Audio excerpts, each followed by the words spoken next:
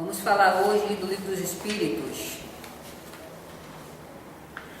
E como diretriz para a nossa pesquisa e reflexão, vamos falar das penas e gozos terrestres e, claro, o suicídio. Vamos aqui ler o que os espíritos, a doutrina dos espíritos, né? Que a doutrina não é de Kardec, a doutrina é dos espíritos. Foram os espíritos que vieram divulgar a doutrina, ou melhor, o princípio é da lei divina. Foram os espíritos que vieram trazer essas informações, essas diretrizes seguras, com bases sólidas para Kardec. Kardec só foi, novamente dizemos, o grande espírito de coragem, de ideal, de sentimento pela humanidade, né, que se predispôs a dedicar sua vida a divulgar a doutrina dos espíritos. Então vamos lá. Desgosto da vida, suicídio. De onde nasce o desgosto da vida, que sem motivo plausível se apodera de certos indivíduos? Efeito da ociosidade, da falta de fé e também da saciedade. Para aqueles que usam de suas faculdades com fim útil e de acordo com as suas aptidões naturais, o trabalho nada tem de árduo e a vida se escoa mais rapidamente. Ele lhe suporta as vicissitudes com tanto mais paciência e resignação, quanto obra com o fito da felicidade mais sólida e mais durável que o espera. Tem o homem o direito de dispor da sua vida? Não. Só a Deus assiste esse direito. O suicídio voluntário importa numa transgressão desta lei. Não é sempre voluntário o suicídio. O louco que se mata não sabe o que faz. Que se deve pensar do suicídio, que tem como causa o desgosto da vida? Insensatos, porque não trabalhavam, a existência não lhes teria sido tão pesada. E do suicídio, cujo fim é fugir, aquele que o comete as misérias e as decepções deste mundo. Pobres espíritos, que não têm a coragem de suportar as misérias da existência. Deus ajuda os que sofrem e não aos que carecem de energia e de coragem. As tribulações da vida são provas ou expiações. Felizes os que as suportam sem se queixar, porque serão recompensados. Ai, porém, daqueles que esperam a salvação, do que na sua impiedade chamam acaso ou fortuna. O acaso ou a fortuna, para me servir da linguagem deles, podem com efeito favorecê-los por um momento, mas para lhes fazer sentir mais tarde, cruelmente, a vacuidade dessas palavras. Os que hajam conduzido desgosto a esse ato de desespero sofrerão as consequências de tal proceder? Esses, ai deles, responderão como por um assassino. Pode ser considerado suicida aquele que, a braços com a maior penúria, se deixa morrer de fome? É um suicídio, mas os que lhes foram causa ou que teriam podido impedi-lo são mais culpados que ele, a quem a indulgência espera. Todavia, não penseis que seja totalmente absorvido, se lhes faltarem firmeza e perseverança, e se não usou de toda a sua inteligência para sair do atoleiro. Ai dele, sobretudo, se o seu desespero nasce do orgulho, quero dizer, se for quais homens em quem o orgulho anula os recursos da inteligência que corrariam de dever a existência ao trabalho de suas mãos e que prefere morrer de fome a renunciar aos que chamam sua posição social.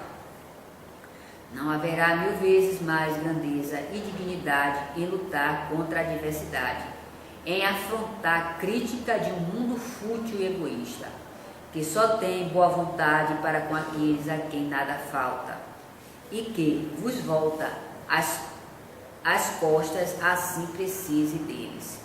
Sacrificar a vida à consideração desse mundo é estutícia, porquanto ele a isso nenhum apreço dá.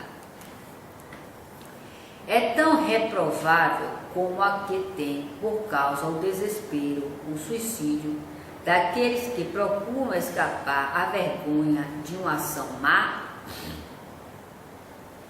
O suicídio nada paga a falta, ao contrário, em vez de uma, haverá 2, quando se teve a coragem de praticar o mal, é preciso ter-se a de lhe sofrer as consequências. Deus, que julga, pode, conforme a causa, abrandar os rigores de sua justiça. Será desculpável o suicídio quando tenha por fim obstar o que a vergonha caia sobre os filhos ou sobre a família? O que assim procede não faz bem, mas como pensa que o faz, Deus leva isso em conta, pois que é uma expiação que ele se impõe a si mesmo. A intenção lhe atenua a falta, entretanto, nem por isso deixa de haver falta. Demais, eliminai da vossa sociedade os abusos e os preconceitos, deixará de haver desses suicídios.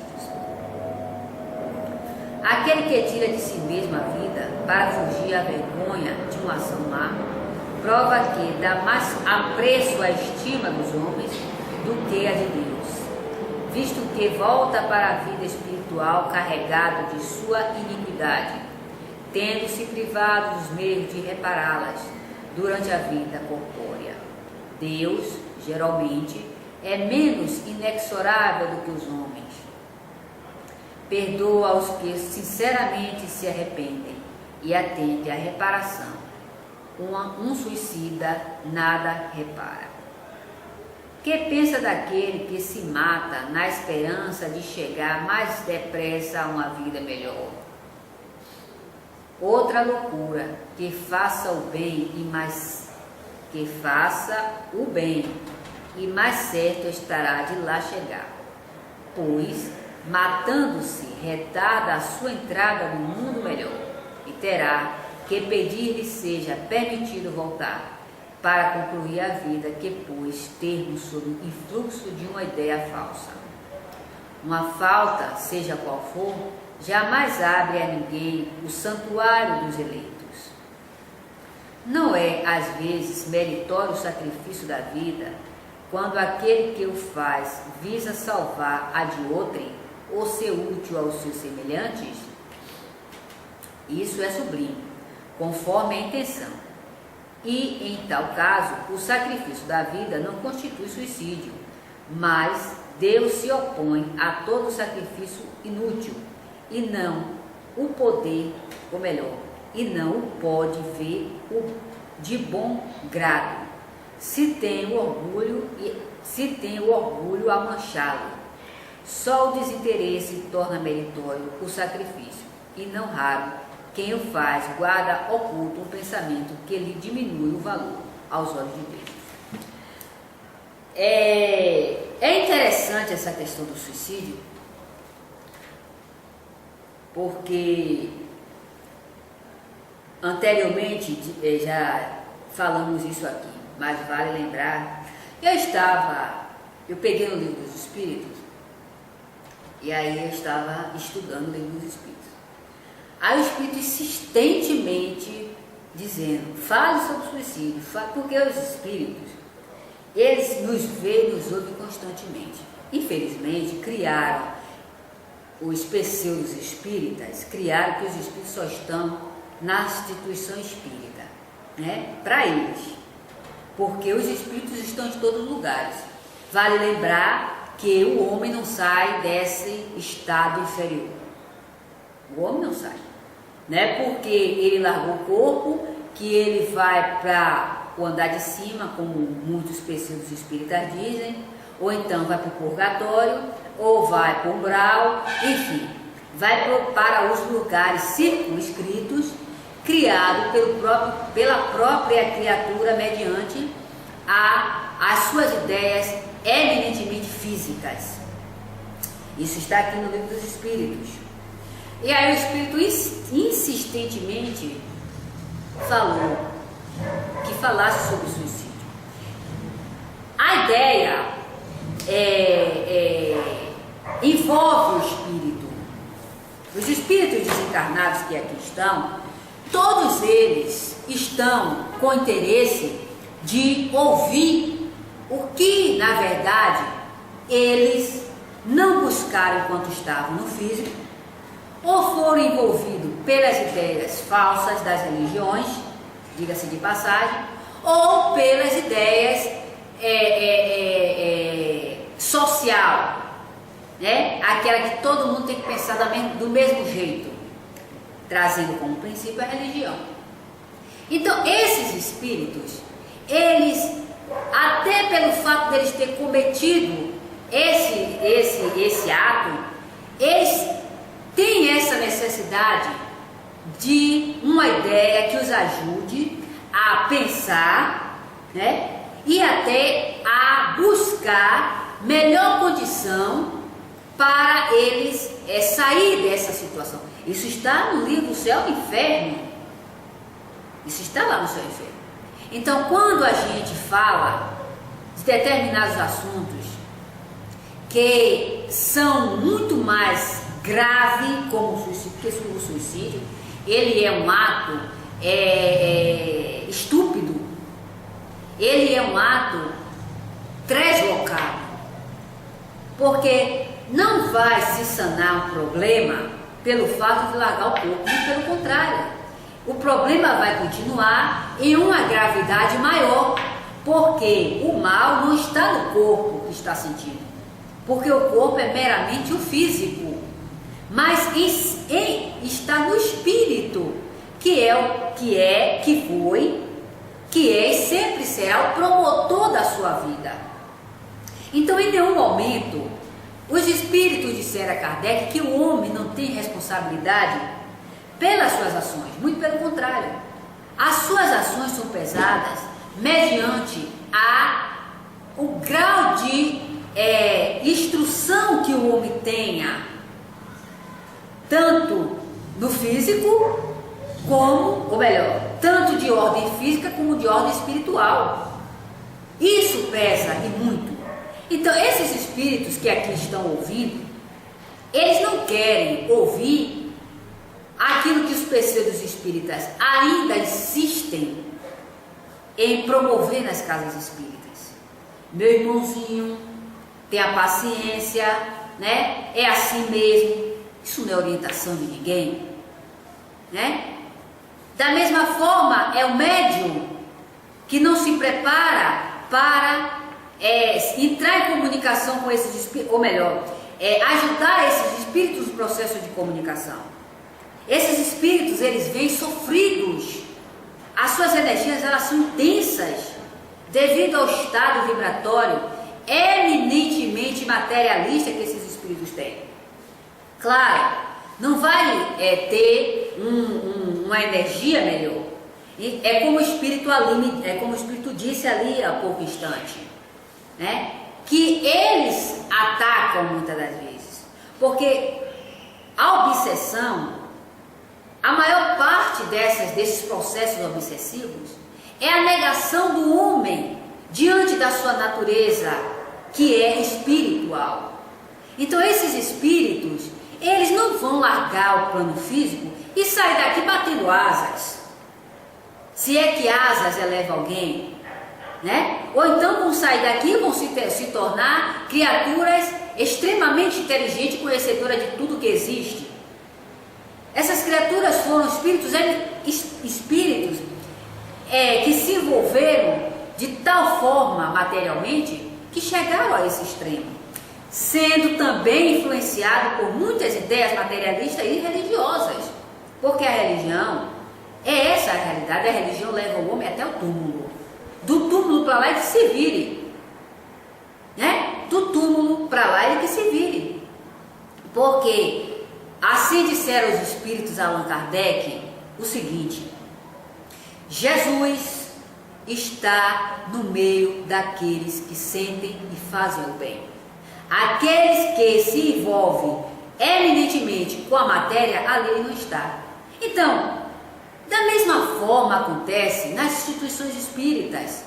Como é que esses espíritos irão achar subsídios necessários para se equilibrar se nas instituições espíritas estão preocupados com a matéria, com a distribuição de pão, com o atendimento fraterno, né? Muitas das vezes a criatura está tomada de uma obsessão tão tremenda, vai lá prestar atenção em atendimento fraterno, né? Já que o maior atendimento fraterno que se faz é a desobsessão.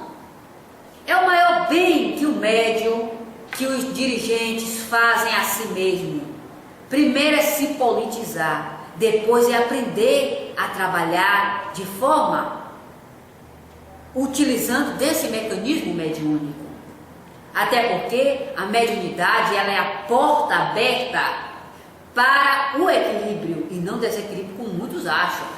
Agora eu não entendo.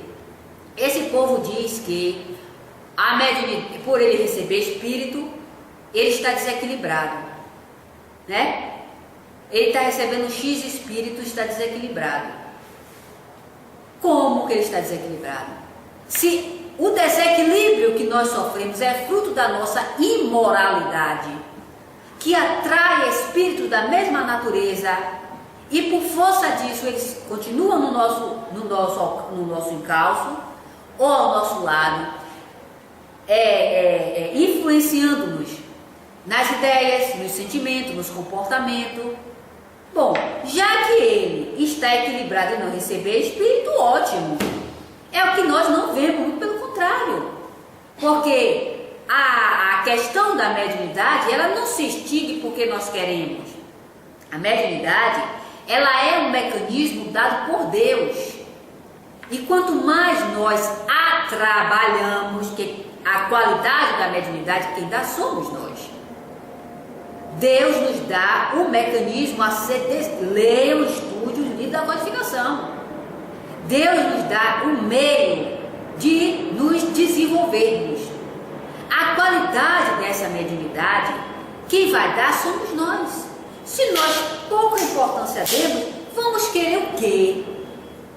Vamos querer espírito da mesma qualidade inferior, que estão preocupados com a família, que estão preocupados com o nosso lar que André Luiz criou, para muitas pessoas espíritas irem para lá, porque é isso mesmo. No livro dos Espíritos, aqui tem: Deus não criou lugar circunscrito para espírito do lado do corpo ir. Nós nos reunimos de acordo com a simpatia que temos. Também não existe a questão de quando o espírito desencarna, ele é chupado ou então atraído é até a colocação certa, né? Ou chupado, como muitos andam aí falando, por espíritos inferiores.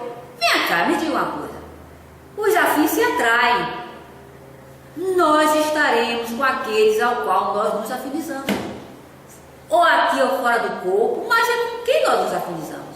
Então, a lei de atração, ela é espontânea.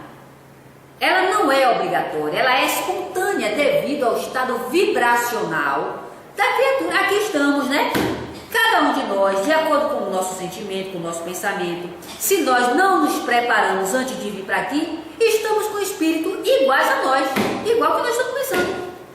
Essa é a realidade crua. Não vão fugir disso. É por isso que, muitas das vezes, os espíritos orientam: Antes de vir, se preparem. Movam o pensamento, o sentimento ao que vocês vão fazer. Porque nós estamos lidando com espíritos que estão desencarnados com atitudes e pensamentos ainda vinculados ao corpo físico.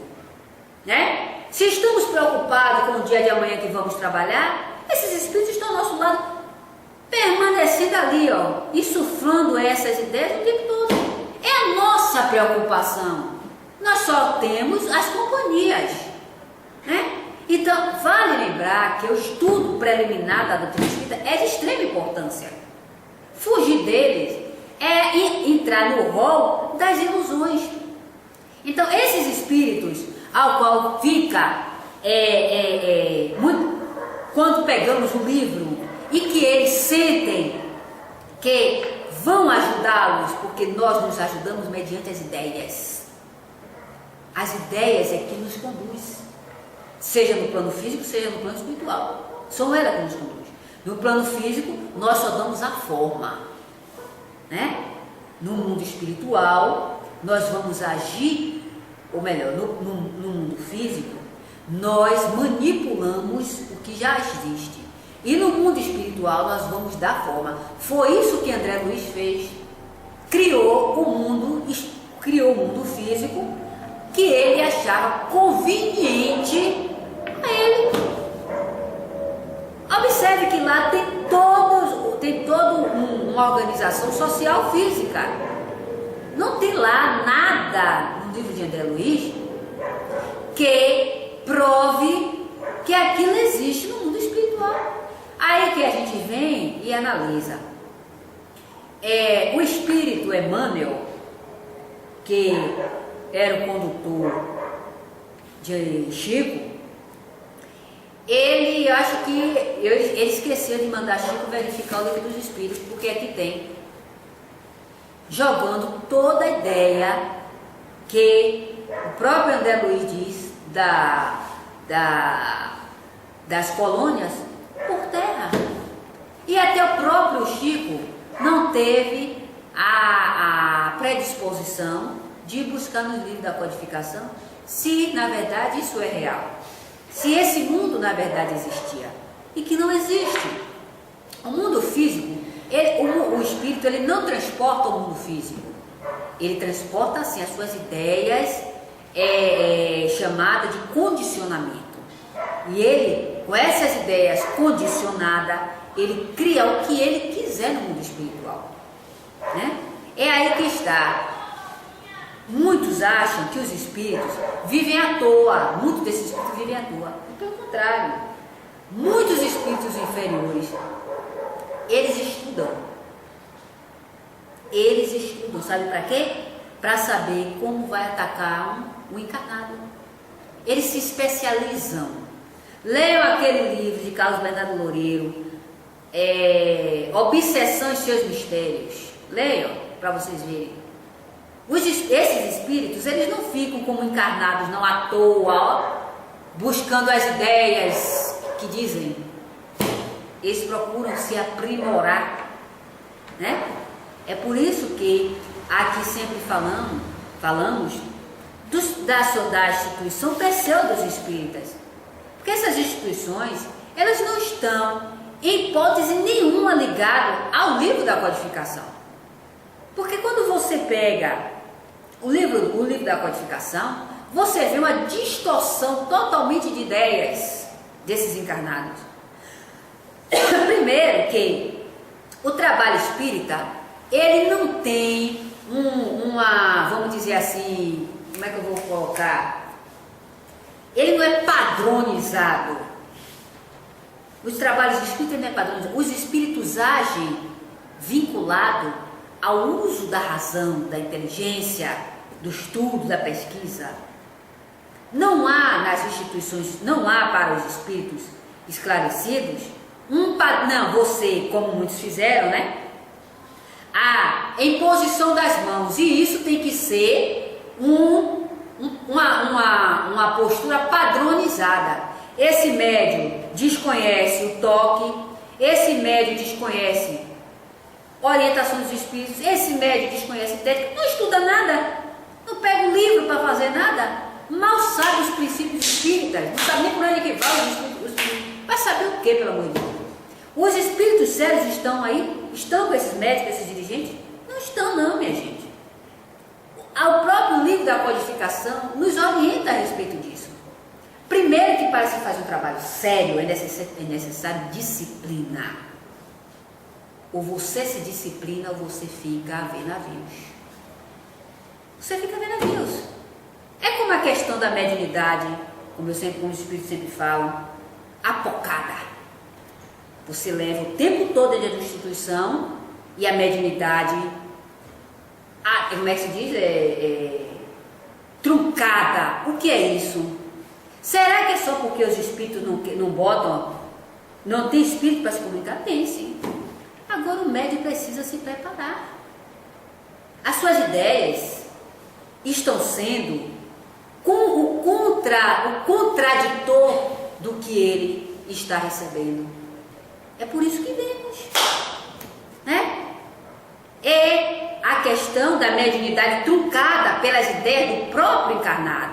Os espíritos estão aí para se manifestar. Agora cabe o médium estudar, né? Estudar e procurar ver as ideias que alimentam, que não estão sendo truncadas, né?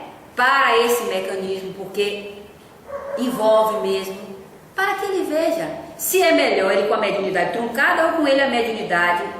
A mediunidade truncada é uma colocação grosseira para a gente ter uma ideia, né?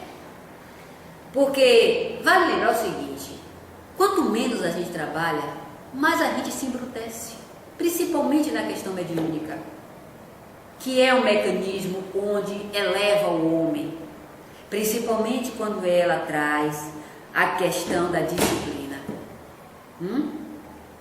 Os espíritos estão aqui, eles nos ouvem, eles nos observam, né? Eles sentem a repercussão das ideias que nós falamos neles, porque eles sabem que são reais. Eles sabem, eles sentem. É por isso que a doutrina espírita ela não faz questão de impor, e não está aqui para isso, para convencer ninguém. Porque as próprias ideias nos despertam. Porque nós vivemos, somos espíritos, vivemos essas ideias, né? E pelo amor de Deus, não adianta, como os espíritos dizem aqui, não adianta levar, porque os obsessores estão dizendo isso, os obsessores estão dizendo aquilo. Melhor ainda, quando os obsessores dizem, é melhor ainda, porque eles não têm papa na língua e não estão aqui para agradar ninguém. É melhor ainda quando os obsessores falam, porque eles já estão falando, porque eles estão vendo, né? Então é melhor que eles vejam, como os próprios espíritos colocam. Botam logo os espíritos inferiores para falar, porque eles não têm papa na língua. Eles falam mesmo e não estão aqui para agradar ninguém. Pronto. Agora cabe a cada um analisar. Procure pesquisar. Se o obsessor falou, né? Será que os espíritos não estão por detrás nos chamando a atenção? Ou porque a gente quer ficar com uma crisálida intocável das nossas ideias? A gente é que escolhe. A gente é que escolhe. Então esses espíritos, eles têm o interesse de aprender.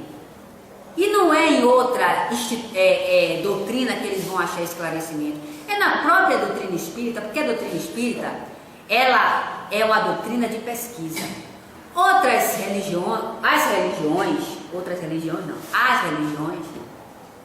assim como tantas outras filosofias, apresentaram a pesquisa, eu não diria bem a pesquisa, mas apresentavam a sua ideia para a sociedade diante da questão do suicídio, que o suicídio é um ato translocado. Agora só que não mostraram provas desse ato translocado. E a doutrina espírita traz a prova, mediante a pesquisa, até do próprio que está sofrendo a influência desses espíritos. Então ela foi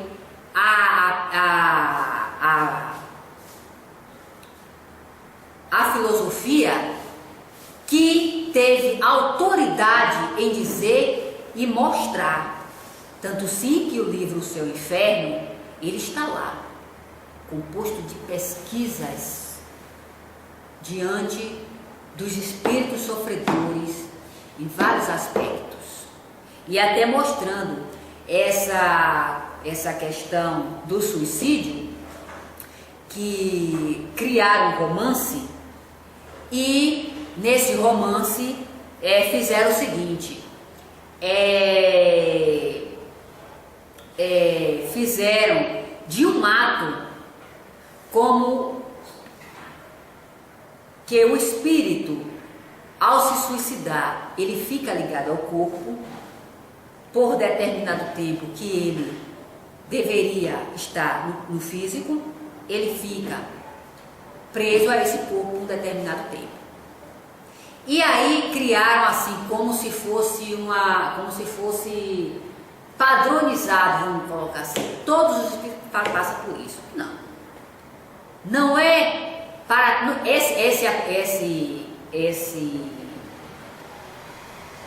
essa situação, não é todos os espíritos suicidas que passam, né? Varia muito a situação que o suicida se encontra no mundo espiritual. Varia muito. Muitos, na verdade, estão no céu e inferno. Muitos, na verdade, ficam presos durante determinado tempo que eles deveriam estar no corpo. Eles ficam presos, sentindo toda a ação de destruição do corpo nele, no seu perispírito. Muitos já não se encontram, então há uma diferença. Isso não acontece com todos os suicidas. Agora, claro, fizeram dessa situação de um desses suicidas que está no livro Céu e Inferno, padronizaram, todos sofrem do mesmo jeito, coisa nenhuma, né? Então aí vale a busca de pesquisar, para que quando ouvirmos essas citações, até saber orientar aquele que muitas das vezes, que Maria vai com as outras, né? Tudo que ouve vai passando sem buscar saber se é verdade ou não, saber orientar. Cabe ao espírita verdadeiro fazer isso, ele tem essa responsabilidade, esse compromisso para com sua própria consciência.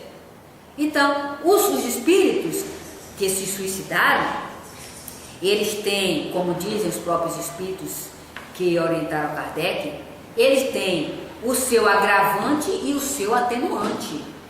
Agora, quem faz esse peso é a lei divina, não somos nós. O compromisso que nós temos para com a divulgação da doutrina espírita, os trabalhos, é o esclarecimento. Vemos muito dessa ação dos espíritos no corpo diante da doação de órgãos.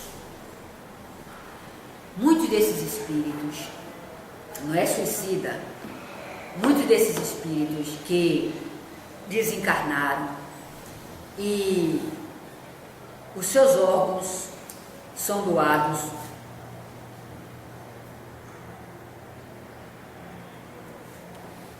ou foram doados. O encarnado que recebeu o corpo recebe toda a influência do espírito. Alguns anos atrás, passou em uma rede de televisão